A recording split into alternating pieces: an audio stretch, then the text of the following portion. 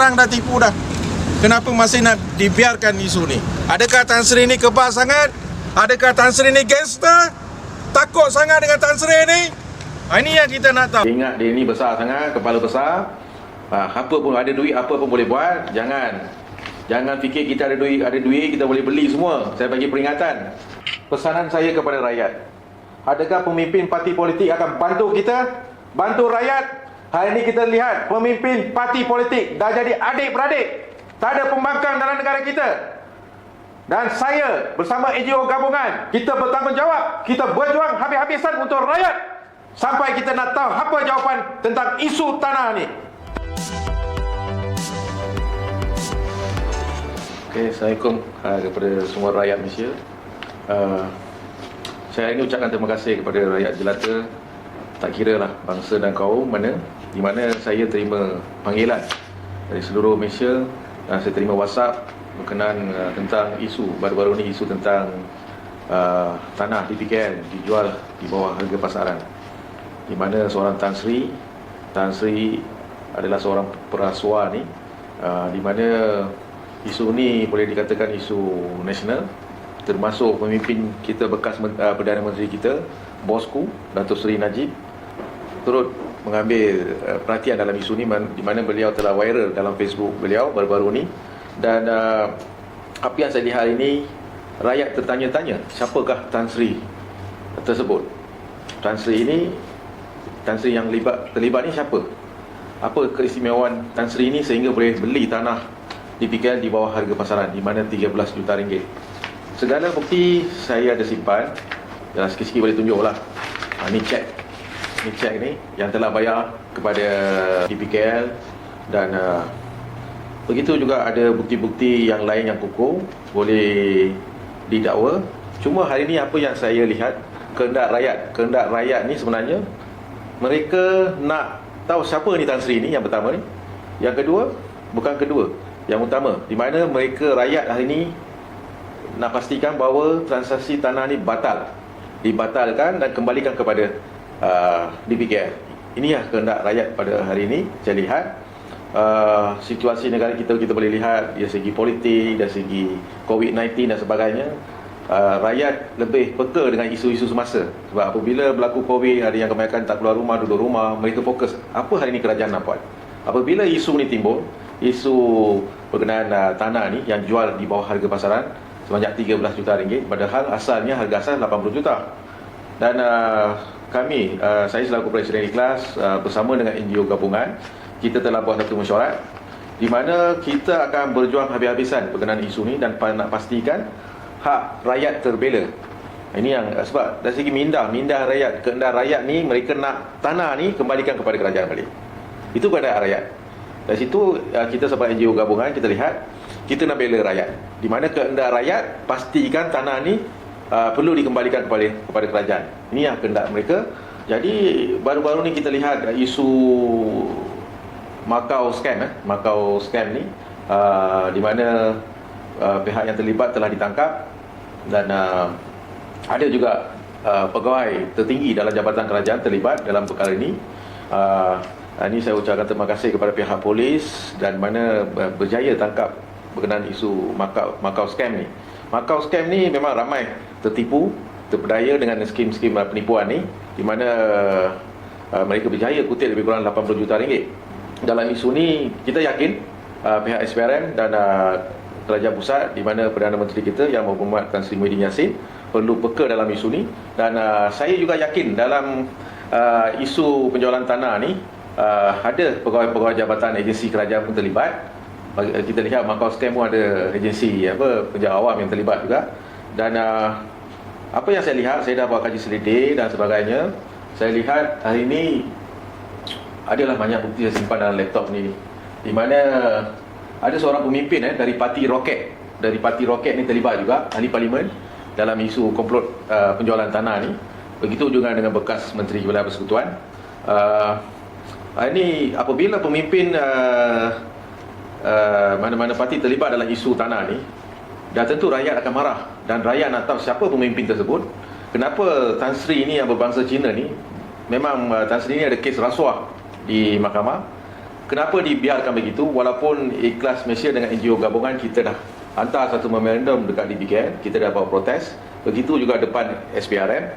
Sehingga hari ini kita lihat kebanyakan pemimpin di atas bisu, tak nak jawab. Sehingga hari ini mereka tak nak jawab. Bila mereka tak nak jawab, maksudnya dah tentu ada satu perkara yang terselindung di bawah komplot penjualan tanah ni.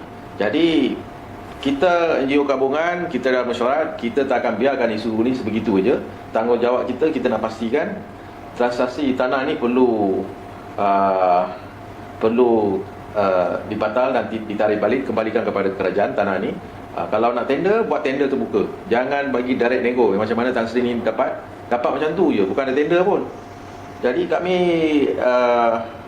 rasa Yang Amat Berhormat Perdana Menteri kita, Tan Sri Muhyiddin Yassin, akan memandang serius dalam isu ni, dan beliau harus campur tangan dalam isu ni. Begitu juga SPRM. Kalau SPRM tak nak ambil tindakan, kita akan bawa isu ni kepada lembaga penasihat SPRM. Lembaga panel ni mereka lebih berhak. Apabila SPRM tak ada apa kata putus, lembaga panel ni saya difahamkan baru ada 20 ahli lembaga ni dilantik baru-baru ni, dalam bulan ni, dan kita yakin ahli bebas SPRM ni, lembaga ni akan siasat perkara ni. Kenapa sehingga hari ni bisu semua, tak nak jawab. Kita hantar memorandum, tak nak jawab, semua jadi bisu kan. Kita tanya berbagai soalan, mereka pun mengelak. Kita tanya satu soalan, jawab lain. Ada perkara yang tak kena ni dalam isu ni. Ini sedangkan kita lihat beberapa pemimpin diheret ke mahkamah dalam beberapa isu. Kenapa isu ni, kenapa SPRM tak nak panggil Tan Sri ni? Kenapa SPRM tak nak buat sidang media berkenaan Tan Sri ini, orang yang terlibat ni? Kita dah ada bukti yang kukuh. Ada bukti yang kukuh, boleh dikatakan kita boleh soal siasat, kenapa jual di bawah harga pasaran dan sebagainya. Yang pertama, kenapa tanah ni diberi tanpa tender terbuka? Dan juga kenapa bagi kepada perasuah? Orang ni ada rasuah, kes rasuah. Tan Sri ni pernah mengaku di mahkamah memang dia pernah beri rasuah. Kenapa kita perlu jual kepada orang yang ada? Bukan jual, artinya kita macam ada komplot lah dalam isu ni. Memang ada komplot.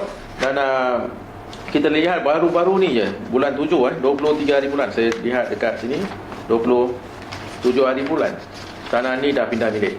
23 hari bulan dah dipindah milik. Dan kita juga ada banyak dokumen yang kita telah kumpul untuk tindakan seterusnya. Adalah beberapa pemimpin terlibat. Dan kenapa hari ini semua diam berkenaan isu ni, tak nak jawab langsung? Sekurang-kurangnya kena ada respon. Ini langsung tak respon. NGO ni, ini NGO gabungan ni, kita mewakili rakyat. Rakyat mewakilkan kita, tanya soalan. Sepatut pemimpin atas tersebut perlu jawab. Kenapa sehingga hari ini duduk diam, tak nak jawab langsung berkenaan isu ni? Dan saya harap pihak polis perlu berlaku adil dalam isu ni. Sebelum ni Ikhlas dengan NGO gabungan, kita ada buat satu laporan polis. Tak silap saya 5 hari bulan lepas, kita ada buat satu laporan polis. Dan atas laporan polis tersebut, sehingga hari ini kita tak nampak apa-apa kertas siasatan dibuka. Dan sepatut Tan Sri tersebut perlu dipanggil soal siasat Tan Sri tersebut. Disebabkan Tan Sri lah baru-baru ni ada berlaku kecoh sikit kat tapak tersebut. Inilah tanah tersebut. Kita boleh lihat tanah dekat. Kami yakin Datuk Bandar Baru ni, kita akan hantar satu surat kepada Datuk Bandar Baru untuk kita nak jumpa Datuk Bandar. Begitu juga Datuk Azam Baki SPRM dan pihak-pihak yang berkenaan. Kita nak tahu lebih lanjut berkenaan isu ni. Dan perjuangan kita hari ini lebih kepada kita nak batalkan transaksi tanah ni. Ini yang kita minta. Rakyat menunggu ni. Isu ni dah viral. Memang viral seluruh Malaysia. Jadi dalam kesusahan rakyat dalam negara kita ni, kita boleh lihat orang kaya makin lama makin kaya dan jadi miskin makin lama miskin. Jadi kita nak tahu jawapan berkenaan isu Tan Sri ni. Tan Sri yang begitu confident dengan diri dia sebab dia ada duit banyak. Dia ingat dia ni besar sangat, kepala besar. Apa pun ada duit, apa pun boleh buat. Jangan fikir kita ada duit kita boleh beli semua. Saya bagi peringatan. Jangan fikir kita ada duit, semua kita boleh beli. Jangan nanti jatuh terduduk nanti. Jadi saya harap kita nak ada jawapan dalam isu tanah ni. Kita, matlamat utama kita nak batalkan transaksi itu. Kita nak ambil balik, serahkan balik kepada kerajaan. Ini yang kita minta. Jadi setakat ni saya rasa ini yang saya perlu sampaikan. Dan minggu depan kita akan buat sesuatu perkara. Tindakan susulan kita akan buat pada minggu depan. Tindakan susulan kita akan buat pada minggu depan sehingga kita dapat satu jawapan. Jawapan dia adalah batal, tarik balik tanah ni. Itu yang kita nak. Lain kita tak nak. Tarik balik tanah ni. Ini yang kita nak. Kalau sekiranya tak tarik balik tanah ni, kita akan berhimpun. Berhimpun, kita desak, kita nak ada kata putus. Saya akan pastikan, saya akan bela rakyat, berjuang habis-habisan demi untuk rakyat dan untuk negara. Saya akan pastikan segala isu yang saya bawa, saya akan pastikan benda itu akan berjaya. Jom, saya ajak semua NGO dari seluruh Malaysia. Jom kita bersama-sama, kita bergabung demi untuk rakyat. Kita turun padah, kita bersama-sama berjuang, kita berjuang habis-habisan, kita bantu rakyat hari ini.